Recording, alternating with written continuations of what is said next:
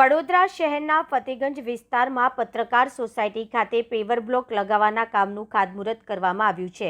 સયાજીગંજના ધારાસભ્ય કેયુ રોકડિયાના હસ્તે ફતેગંજ પત્રકાર સોસાયટીથી દીપકનગર ફ્લેટ સુધીના માર્ગ પર કામની શરૂઆત કરવામાં આવી હતી।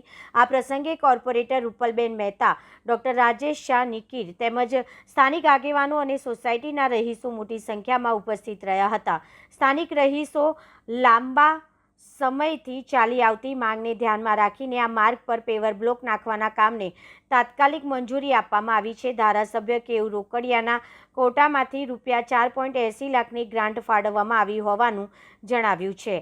આ કામ શરૂ થતાં સોસાયટીના રહેવાસીઓમાં ખુશીની લાગણી જોવા મળી રહી છે અને સૌએ ધારાસભ્યનો આભાર વ્યક્ત કર્યો હતો।